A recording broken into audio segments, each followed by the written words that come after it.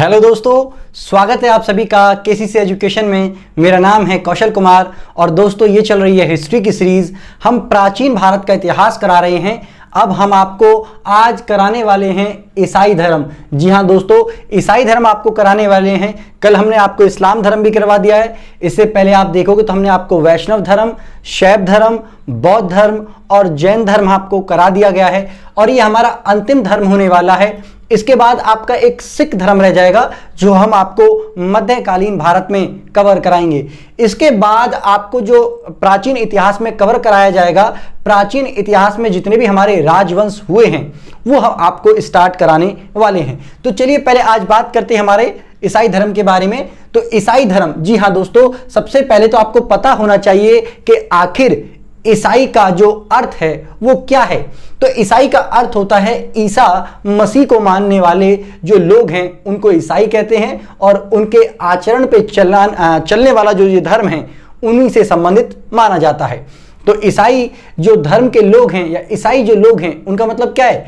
ईसा मसीह के मार्ग पर चलने वाले लोगों को ईसाई कहा जाता है और ईसाई धर्म हमारा ईसा मसीह से संबंधित माना जाता है, क्योंकि ईसाई धर्म का जो संस्थापना है या फिर आपका स्थापना है या फिर इनके जो प्रवर्तक माना जाता है वो ईसा मसीह को माना जाता है। ईसा मसीह को हम आपका जीसस क्राइस्ट भी कहते हैं। जी हाँ, इनका जन्म देखोगे तो इनका जन्म ऐसा माना जाता है, इनके जन्म की कोई फिक्स डेट नहीं है, इसलिए लोग कहते हैं कि 4 बीसी से लेके 0 एडी तक, यानी कि 4 बीसी से लेके 0 एडी तक या ईस्वी तक, इस बीच में इनका जन्म हुआ था और वो 15 दिसंबर का दिन था जिस दिन इनका जन्म हुआ था। इसी जन्म दिवस को इनके जन्म जो है ईसा मसीह का जो जन्म हुआ है उसको हमारा क्रिसमस के रूप में भी आप मनाते हैं। जब आप क्रिसमस सेलिब्रेट करते हैं दिसंबर के समय में तो उस दिन हमारा क्या है? ईसा मसीह का जन्म हुआ था। चलिए आगे बात करते हैं तो इनके पिता के बारे में। तो जो इनके पिता थे वो जोजफ थे। तो जोजफ आप कह सकते हैं या फिर आप यूसुफ भी कह सकते हैं और इनकी माता का नाम मैरिया मरियम भी है। जी हाँ, इनकी माता का नाम। इनका जन्म देखे तो कहाँ हुआ था? बेतलहम के अंदर जन्म हुआ था। बेतलहम नाम की जो जगह है वो आपका फिलिस्तीन के अंतर्गत पाई जाती है। इसके बाद अगर हम देखें कि इनकी जो मृत्यु हुई थी तो इनकी जो मृत्यु है वो आपका 33 से 36 एडी में हुई है। कहां पर? तो यरूशलेम में। कभी कभी इसको जेरूशलेम भी कहते हैं क्योंकि जो यहूदी लोग हैं वो ये को जय पढ़ते हैं, इसीलिए जेरूशलेम भी कह सकते हैं, यरूशलेम भी। ये कहां पर है? इजराइल के अंतर्गत पाया जाता है। आगे बात करें तो इनके जन्म दिवस के रूप में जो मनाया जाता है एक पर्व क्रिश्चियन के अंदर वो क्रिसमस है। और इनकी मृत्यु के समय, जब इनकी मृत्यु हुई थी तो उस मृत्यु के दिन को क्या कहते हैं? गुड फ्राइडे या ब्लैक फ्राइडे या फिर आपका ग्रेट फ्राइडे। मोस्टली आप सभी लोग इनकी जो मृत्यु हुई थी उसको आप जानते हैं गुड फ्राइडे के रूप में, कि वो गुड फ्राइडे के रूप में मनाया जाता है। ठीक है ना? हालांकि ये एक शोक का त्योहार है। एक अगर बात करें तो पुनर्जीवित। जी हाँ, आपको पता होगा कि ईसा मसीह को जब सूली पे चढ़ाया गया तो सूली पे चढ़ाने के 3 दिन के बाद ऐसी पहले से ही भविष्यवाणी हो चुकी थी कि वो 3 दिन बाद जी उठेगा और ऐसा ही हुआ कि वो पुनर्जीवित हो गया। उसी पुनर्जीवित होने की घटना को 3 दिन बाद जो वो जीवित हुए उसी को ईस्टर कहते हैं। क्यों कहते हैं ईस्टर? तो जब ईसा मसीह सूली पर लटकाए गए तो उनकी मृत्यु हो गई और मृत्यु के पश्चात जिस कब्र के अंदर उनको दफनाया गया तो उस कब्र के स्थान पर ऐसा कहते हैं कि उसका जो मुंह था कब्र का, उसको ढकने के लिए एक बड़ा सा पत्थर से उसको बंद कर दिया गया कब्र को। तो बाद में बताते हैं कि जब एक जो वो थर्ड एक महिला वहां पर पहुंचती है, जैसे कि हमारे हिंदू धर्म में आप सभी को पता होगा कि पानीपात टाइप की एक चीज होती है, मरण उपरांत जो होता है घटना, तो उसी मतलब इस प्रकार की एक घटना है कि मरने के बाद एक महिला जो है वो वहां पहुंची ईसा मसीह के यहाँ पर, जो कुछ सुगंधित पदार्थ लेकर पहुंची थी, धूप बत्ती मोमबत्ती टाइप की चीजें लेके पहुंची थी वहां पर, ऐसा बताते हैं। तो उनको वहां पर देखा कि कब्र से वो पत्थर हटा हुआ है, वहां ईसा मसीह की जो शव था वो वहां पर नहीं है और वहां पर उनको प्रकट हुए कौन? एक हमारे स्वर्गदूत, और उन्होंने बताया कि जिसे तू यहाँ ढूंढ रही है वो यहाँ पर नहीं है, वो तो कहीं और है, वो जीवितों में ढूंढ, मरे हुए में इनको मत ढूंढ। तो इसी घटना को ईस्टर कहा जाता है। ईसा मसीह की जो पुनर्जीवित हुए हैं उस घटना को ईस्टर के रूप में मनाए जाते हैं और ये खुशी का त्यौहार है, बहुत उल्लास के साथ मनाया जाता है। आगे बात करें तो इनके जो पिता थे, इनके पिता एक बड़े ही थे और 30 साल की उम्र तक यीशु मसीह ने भी यही काम किया है। तो अगर आप देखोगे तो 13 वर्ष से लेकर, ऐसा बताते हैं कि 13 साल से लेके 30 वर्ष तक की जो आयु का विवरण है बाइबल में ईसा मसीह के जीवन में इस काल में क्या हुआ, इसका कोई खास जिक्र नहीं मिलता है। आगे देखें तो इनके बचपन का नाम क्या था, इमैनुएल। ऐसा बताते हैं कि जो ये मरियम थी ये कुंवारी गर्भवती हुई थी, मतलब इनका विवाह नहीं हुआ था और ईश्वर की दया से इनके गर्भ के अंदर ये जो बच्चा था ये आया था।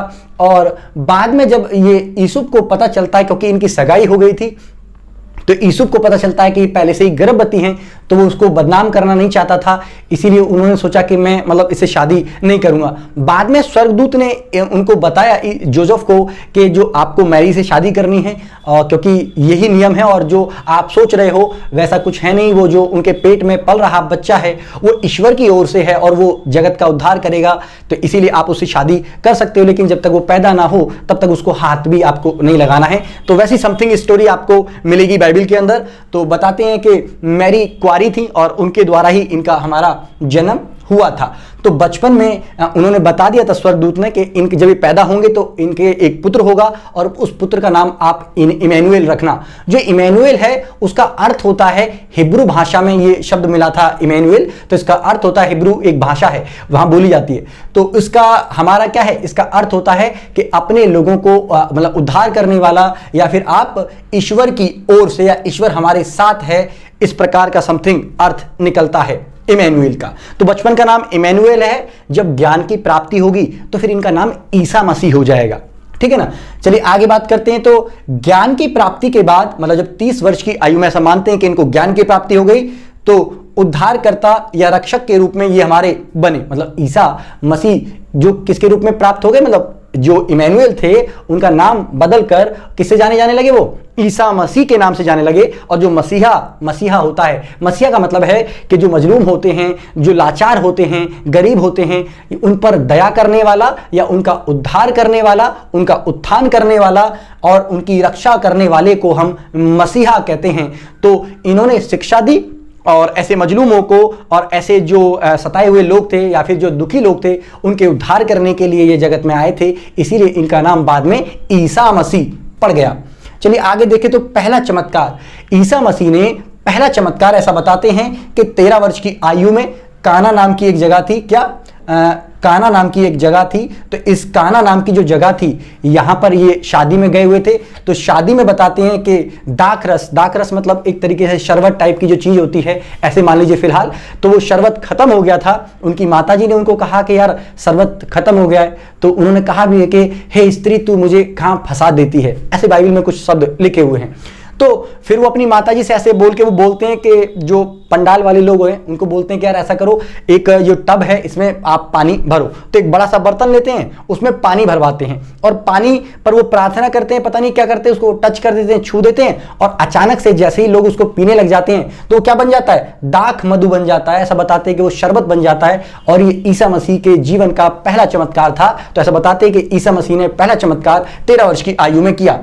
इन्होंने अपने जीवन में अगर देखोगे आप तो कुल 37 चमत्कार किए हैं, जिनमें से एक चमत्कार मैंने आपको बता दिया है। जब 30 वर्ष के बाद ये सेवकाई में उतरेंगे, मतलब बपतिस्मा लेने के बाद, एक बपतिस्मा प्रथा है बताऊंगा अभी, तो उस बपतिस्मा लेने के बाद जब ये सेवकाई में उतरे, सेवकाई का मतलब है कि ईश्वर का जब समाचार ये लोगों को सुनाने लगे हैं, तो वहां पर इन्होंने कई चमत्कार किए हैं। जैसे कि इन्होंने 3 मुर्दों को जिंदा मतलब कर दिया, यानी कि जो मर चुके थे उन मरे हुओं को जिंदा कर दिया। किसी की आंखों को टच किया तो वो देखने लगा, वो अंधा व्यक्ति था। किसी के कान में कुछ फूंक दिया तो वो सुनने लगा। ऐसी घटनाएं। और एक घटना और फेमस है इनके चमत्कार में, जो कि ये घटनाएं कि जब वो समुद्र में यात्रा कर रहे होते हैं तो तूफान आ जाता है और वो तूफान को और आंधी को वहां डांट कर मतलब थामने को कहते हैं, और वो तूफान और जो मतलब एक तरीके से पानी की बड़ी बड़ी लहरें आई थी वो थम भी जाता है। तो एक ही चमत्कार। एक चमत्कार और है जब वो सीधे स्वर्ग में उठा ली जाएंगे। तो ये कुछ प्रमुख चमत्कार हैं। ऐसे इन्होंने कुल 37 चमत्कार अपने जीवन में किए थे। ईसाइयों का जो पवित्र ग्रंथ होता है वो बाइबल होता है, और इनका जो पवित्र चिन्ह होता है, जिसको ये बहुत मान्यता देते हैं, वो क्रॉस होता है, क्योंकि जब इनको सूली पे लटकाया जाएगा तो ये क्रॉस को ही लेके जाते हैं। तो अगर आपको पता हो तो एक रोम सम्राट थे जिनका नाम, रोमन सम्राट था, इनका नाम था हमारा क्या, पेंटियस नाम के व्यक्ति थे। और इनको सूली पे चढ़ाया गया, और इनको सूली पे चढ़ाने में इनको जो पकड़वाया वो किसने पकड़वाया, इन्हीं का एक चेला था, नाम था उसका यहूदा। कहानी कुछ इस प्रकार की, ऐसा बताते हैं कि जब ये पूरे समाज में इतना कल्याण करने लगे, इतने चमत्कार दिखाने लगे, तो सारे दुखी जितने भी गरीब लोग थे सब इन्हीं के पास जाने लगे, इलाज के लिए भी इनके पास जाने लगे, अन्य मदद के लिए भी इनके पास जाने लगे। तो राजा के जितने भी हमारे व्यापारिक समुदाय था या अभिजात वर्ग था, वो इनसे चिढ़ने लगा और ये सोचने लगा कि जब ये सारी समस्याओं का समाधान कर देगा तो लोगों में हम कैसे फेमस रहेंगे, हम तो फेमस ही नहीं हो पाएंगे, या लोग तो हमारे पास तक आ ही नहीं पाएंगे। तो फिर ये पेंटियस के पास जाते हैं, और ये जो पेंटियस है इनसे बोलते हैं कि ऐसे ऐसे एक व्यक्ति है और वो ऐसे कर रहा है। तो पेंटियस कहता है कि इसमें तो कोई गुनाह नहीं है, या इसमें तो कोई पाप वाली बात नहीं है। तो कह रहे हैं कि वो अपने आप को क्या कहता है, अपने आप को खुदा का, यानी कि सन ऑफ गॉड बताता है, अपने आप को खुदा का या ईश्वर का पुत्र बताता है। तो इसको पकड़ के लेके आया जाता है और फिर इनके सामने कहते हैं, तो कहते हैं कि इनको सूली पर चढ़ाने की सजा दिलाओ। हालांकि वो कहता है कि अगर क्या तू ईसा मसीह से कहते हैं कि क्या तू ईश्वर का पुत्र है। उसने कहा कि हाँ मैं इस ईश्वर का पुत्र हूं, ऐसी समथिंग स्टोरी वहां पर दे रखी है। फिर फाइनली क्या करते हैं कि दबाव बनाते हैं वो अभिजात वर्ग राजा पर, और राजा फाइनली इनको कहते हैं कि ठीक है, इनको आप सूली पर चढ़ा सकते हैं। उसी बीच में मतलब ऐसा होता है कि इनको सूली मतलब क्रॉस जो होता है इनके कंधे पर लटकाया जाता है, एक ऊंची पहाड़ी तक उसको ढोके ये लेके जाते हैं। इनको कांटे का ताज भी पहनाया जाता है, इनको कोड़े भी मारे जाते हैं, चमड़ी उधेड़ देने वाले, मतलब उधेड़ देने वाले ऐसे कोड़े थे, उनमें कांटे लगे रहते हैं, और उनके ऊपर थूका भी जाता है, उनको गाली भी दी जाती है, ऐसा बताते हैं। उसके बाद फिर इनको क्रूस पे लटका दिया जाता है, और फिर ये मतलब वहां पर भी एक बार ये कहते हैं कि हे ईश्वर तुम इनको माफ करना, क्योंकि ये नहीं जानते हैं ये लोग कि ये क्या कर रहे हैं, ऐसी समथिंग वो शब्द कहते हैं, और फाइनली उनकी मृत्यु हो जाती है। तो 30 वर्ष की आयु में 32 में इन्होंने लिया है, और सेवकाई में उतरे हैं। यर्दना नाम की एक नदी है, वहां पर हमारा इन्होंने 32वां लिया था। तो ये किस तरीके से क्रूस पे चढ़ाए गए। और यूहन्ना 32वां देने वाला था उस समय पर, तो इनके मौसी का वो लड़का था। ऐसा बताते हैं इनकी जो मौसी थी वो कई मतलब 90 साल से भी लगभग मतलब ऊपर हो गई थी, बहुत बूढ़ी थी, और उनके बेबी नहीं हो रहा था। तो एक दिन जब मरियम गर्भवती थी, तो मरियम अपनी बहन के घर जाती हैं, और जैसे वो अपनी बहन के घर जाती हैं, अचानक से वो फील करती हैं कि उनके पेट में लात मारी है बच्चे ने, उनकी जो बहन है। तो एकदम से वो कहती हैं कि जय हो यार, तेरे कदम तो ऐसे पड़े कि मेरे अंदर मेरे भी पेट में बच्चा पल रहा है, मुझे पहली बार पता चला, क्योंकि उनके कभी बच्चा नहीं हो सकता था, ऐसे माना गया, और ये साथ साथ पैदा हुए। और फिर इसी यूहन्ना ने इनको 32वां भी दिया। 32वां एक प्रथा होती है ईसाई धर्म के अंदर, पानी से अंदर डुबाते हैं और फिर उनको जन्म लेते हैं। ऐसा बताते हैं, ऐसी मान्यताएं हैं कि जो डुबकी लगवा रहे हैं और बाहर निकल रहे हैं, इसका मतलब है कि अब तुम्हारा नए सिरे से जन्म हो रहा है, और आगे से आप मतलब ईश्वर के मार्ग पर अब चलोगे, ऐसी समथिंग मान्यताएं हैं। चलिए, ईस्टर मैंने बताया था आपको कि 40 दिन बाद ईसा मसीह को स्वर्ग में उठा लिया गया, आपको ये पता ही है। तो ईस्टर जो है त्योहार के रूप में मतलब मनाया जाता है। मैंने गलत बोल दिया कुछ। ईस्टर के 40 दिन बाद ईसा मसीह को, मैंने बताया था कि जब ईसा मसीह मर जाते हैं तो गुड फ्राइडे, और उस गुड फ्राइडे के 3 दिन बाद जब वो जीवित होते हैं तो उस दिन ईस्टर नाम का एक त्योहार मनाया जाता है। लेकिन इस ईस्टर के 40 दिन बाद ऐसा बताते हैं कि वो अपने चेलों को उपदेश दे रहे थे, और उपदेश देते देते क्या हो गया, वो स्वर्ग में उठते हुए चले जाते हैं। ऐसा बताते हैं अपनी पूरी बॉडी के साथ, मतलब एक पहले व्यक्ति, ऐसा बाइबल के अकॉर्डिंग बताते हैं कि पहले व्यक्ति थे जो अपनी पूरी बॉडी के साथ ही स्वर्ग में उठा लिए गए। तो ये चमत्कार था एक बड़ा। और इसके बाद अगर देखें तो इस 40 दिन के बाद 50वें दिन फसह का एक पर्व था। मतलब ईसाइयों में उस समय पे एक पर्व मनाया जाता था। फसल कटने के बाद उस फसल को मंदिर यानी कि चर्च वगैरह में ईश्वर को दान करा जाता था, उसमें कुछ, तो उसको फसह का पर्व कहते थे। और वो फसह के पर्व के दिन क्या हुआ, मतलब ईसा मसीह के स्वर्ग उठाए जाने के 50 दिन बाद, अगर देखा जाए 50 दिन के बाद की ये कहानी है। तो बताते हैं कि अचानक से जो लोग इकट्ठा हुए थे, इस पर्व को बहुत अच्छे से मनाते थे, इकट्ठा हुए भोजन वगैरह करने के लिए, तो बताते हैं अचानक से आंधी तूफान चलने लगे, बिजलियां कड़कने लगी, और ये जो लोग बैठे हुए हैं इनमें पता नहीं एक रोशनी आई, और अचानक से ये सारे के सारे लोग अलग अलग भाषाओं में बातें करने लगे। ये जो घटना घटित हुई, यानी कि ऊपर से चमत्कार हुआ, ये लोग अलग अलग भाषाओं में बातें करने लगे, इसी को एक शब्द आता है हमारा क्या, पिंथीकुस। तो ये पिंथीकुस का दिन है, ईसाइयों में ये बड़ा फेमस है, तो इसी को हमारा कहते हैं पिंथीकुस का दिन। तो ये भी एक त्योहार के रूप में मनाया जाता है। आई होप आपको इतना समझ में आया होगा। चलिए आगे बात कर लेते हैं ईसाई धर्म की मान्यताएं। तो ईसाई धर्म में आपको पता है एक ईश्वरवादी है, ये एक ईश्वर को मानता है, ठीक है ना। आत्मा में ये बिलीव करते हैं, आत्मा में इनको बिलीव करते हैं। दूसरा अगर देखें तो ये पिता, पुत्र और पवित्र आत्मा, इन 3 चीजों में बिलीव करते हैं और ऐसा मानते हैं ईसाई धर्म के अनुसार कि पिता, पुत्र और आत्मा ये एक ही है, ये एक ही व्यक्ति है। मतलब इनका पवित्र ग्रंथ बाइबल है। बाइबल को 2 नियमों में बांटा जाता है, एक नया नियम है और एक आपका पुराना नियम है। जो नया नियम है वो माना जाता है ईसा मसीह के द्वारा जितने भी संदेश दिए गए हैं और जितनी बातें, उसको हमारा कहते हैं नया नियम। और ये जो पुराना नियम है, पुराने नियम को कहते हैं कि प्राचीन, ईसा मसीह से पहले भी कई सारे मतलब भगवान के चेले या भक्त हुए हैं, तो उनके बारे में भी कुछ कहानियां हैं, तो वो पुराने नियम के अंतर्गत मानी जाती हैं। और ऐसा माना जाता है, इनकी मान्यताएं हैं कि यहाँ पे पाप से पश्चाताप, यानी कि अगर आपने कोई पाप किया है तो ईसाई धर्म के अनुसार अगर आप उसका पश्चाताप करते हैं और आगे ना करने की कसम खाते हैं तो वो आपका पाप क्षमा किया जाएगा। और ये बताया गया कि आपको अपने पड़ोसी से अपने समान, जैसे आप अपने साथ, अपने मित्र के साथ प्रेम रखते हैं, वैसे अपने पड़ोसी से ही प्रेम रखें। बाइबल के नियमों का पालन करना, दूसरों पर दया करना और दूसरों को क्षमा करना, साथ ही इन सब चीजों से मोक्ष की प्राप्ति होगी। और ऐसा माना जाता है, यहां पर पुनर्जन्म की नहीं, पुनरुत्थान की कहानी है। पुनरुत्थान में ईसाई धर्म बिलीव करता है। पुनर्जन्म का मतलब है कि दोबारा से नए सिरे से जन्म लेना। फॉर एग्जाम्पल, मान लीजिए कोई व्यक्ति जन्म लिया, बड़ा हुआ, पैदा हुआ और मर गया। मरने के बाद ये फिर दोबारा से किसी के पेट में जन्म लेगा, समझ लो, पेट से जन्म लेगा, इसे कहते हैं पुनर्जन्म।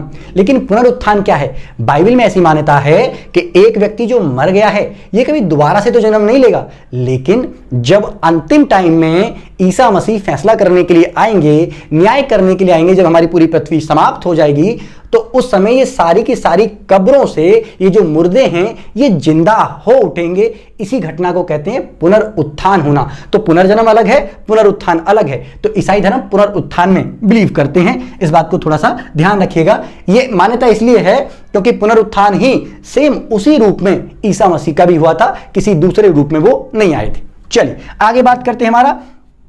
तो ईसा मसीह न्याय के दिन लौटेंगे, ऐसी इनकी मान्यता है कि ईसा मसीह फिर दोबारा से एक दिन वापस आएंगे। और इसमें आपने देखा होगा कि मोमबत्ती जलाते हैं ईसाई धर्म में, क्रॉस के पास में मोमबत्ती जलाते हैं। मोमबत्ती जलाने की जो प्रथा है वो प्रेम का, आशा का और शांति का प्रतीक माना जाता है। और इनके जो धार्मिक स्थल होते हैं उनको क्या कहते हैं? गिरजाघर कहते हैं। जैसे कि हमारे हिंदुओं में क्या कहते हैं? मंदिर कहते हैं, तो ईसाई धर्म में उसको गिरजाघर कहते हैं। अगर आगे आप देखोगे तो ईसाई के भी 2 पार्ट हमारे डिवाइड हो जाते हैं। ईसाई धर्म में 2 समुदाय या 2 संप्रदाय बढ़ जाते हैं, जिसमें से एक है आपका कैथोलिक। कैथोलिक मतलब ये थोड़े से परंपरावादी लोग हैं, इनमें पॉप लोगों की मान्यताएं हैं, और ये रूढ़िवादी परंपरावादी लोग हैं, थोड़े से कट्टर टाइप के इनको मानिए। तो ये हमारे कौन हैं? ये कैथोलिक चर्च वाले हमारे होते हैं। दूसरा अगर बात करें हमारा प्रोटेस्टेंट, ये जो प्रोटेस्टेंट हमारे जो चर्च वाले होते हैं, ये ऐसे लोग हैं जो थोड़ा सा साइंस पर भी बिलीव करते हैं और थोड़ा सा मतलब एक तरीके से बाइबल पर भी बिलीव करते हैं, लेकिन ये अंधविश्वास में जीना पसंद नहीं करते हैं। क्यों? क्योंकि मार्टिन लूथर किंग हैं, इनके बारे में आपने सुना होगा। जब ये पॉप लोगों का राज ज्यादा बढ़ गया, अत्याचार ज्यादा बढ़ गया आम जनता पर, तो मार्टिन लूथर जो किंग है ये समाज सुधारक के रूप में आए और फिर ईसाइयों की एक नई शाखा का जन्म हुआ जिसको हमारा प्रोटेस्टेंट कहते हैं। चलिए कुछ और आंकड़े। विश्व की सबसे अधिक आबादी आपको पता ही है ईसाई धर्म है। लगभग विश्व की 33% पॉपुलेशन क्या है? ईसाई धर्म से बिलोंग करती है। और विश्व का सबसे बड़ा जो चर्च है वो वेटिकन सिटी में है। वेटिकन सिटी आपको पता होना चाहिए यूरोप के अंदर है, और उस चर्च का नाम है हमारा संत या फिर आपका सेंट पीटर बासिलिका, ठीक है ना, बासिलिका नाम का चर्च है। इसको हमारा मदर चर्च भी कहते हैं, ये सबसे बड़ा चर्च है। अगर हम भारत की बात करें तो भारत में सबसे पहले थॉमस नाम का व्यक्ति था जो कहां पर आया था? ईसाई प्रचार के लिए आया था। ऐसा माना जाता है कुछ लोगों का कि जो ईसाई मतलब ईसा मसीह जब मर गए थे ना, तो मरने के बाद जब पुनरुत्थान होकर आया था, तो इनमें से एक थॉमस नाम का व्यक्ति था जो ईसा मसीह पर बिलीव नहीं कर रहा था, कह रहा था कि आप तो बहरूपीय हो, तो मैं तब बिलीव करूंगा जो आपके हाथों में कीलें ठोकी गई थी, पैरों में कीलें ठोकी गई थी, तो मैं उनमें उंगलियां डाल के, हाथ डाल के देखूंगा, तब जाके मुझे बिलीव होगा कि आप वही हो। अगर आप वही वाले इंसान हो गए तो आपके छेद होना चाहिए। तो ऐसे करके इन्होंने मतलब उंगली करके देखा, तो फिर इनको मतलब अपने आप पे शर्म आ गई कि मेरा विश्वास अधूरा है ईसा मसीह के ऊपर। तो फिर इन्होंने कहा कि मैं आपके नाम का प्रचार प्रसार करूंगा, तो फिर वो भारत आए थे। इसके बाद अगर देखें तो पुर्तगालियों ने, आपको पता होगा, भारत में अगेन हमारा ईसाई धर्म का प्रचार किया, और भारत में लगभग 2 करोड़ आबादी ईसाई धर्म को मानने वाली है। अगर हम देखें तो सबसे अधिक ईसाई कहां पर हैं? केरल में हैं। शायद इसीलिए केरल इतना विकसित है, क्योंकि जाति पाति धर्म ऐसी चीजें जब आ जाती हैं ना, जब क्रिश्चियन लोग होते हैं ना, क्रिश्चियन लोगों में बहुत पढ़े लिखे लोग होते हैं, अंधविश्वास में इतना बिलीव नहीं करते हैं, ठीक है ना, तो इसीलिए शायद वो इतना डेवलप है। खैर अन्य कारण भी है उसके। भारत में सबसे बड़ा जो चर्च आपको मिलेगा वो गोवा में मिलेगा। इसका नाम है आपका सेंट कैथेड्रल नाम का एक चर्च है, जो भारत का सबसे बड़ा चर्च है। आई होप आपको ईसाई धर्म के बारे में काफी सारी जानकारियां समझ में आई होंगी, पसंद आई होंगी। अगर आपको वीडियो अच्छी लग रही है तो प्लीज वीडियो को लाइक करो, अपने दोस्तों को शेयर करना ना भूलें। आपकी कोई भी सलाह है या फिर आपका कोई भी एक ऐसा मुद्दा जो आप चाहते हैं कि हम डिस्कशन करें, हम अद्भुत बात कौशल के साथ वाली सीरीज में, तो आप प्लीज कमेंट बॉक्स के अंतर्गत भी लिख सकते हैं, और आपका जो भी एडवाइस रहेगा तो हम उसको फॉलो करेंगे। ठीक है, तो चलिए आपको मिलते हैं नेक्स्ट वीडियो में, तब तक के लिए थैंक यू। जय हिंद, जय भारत।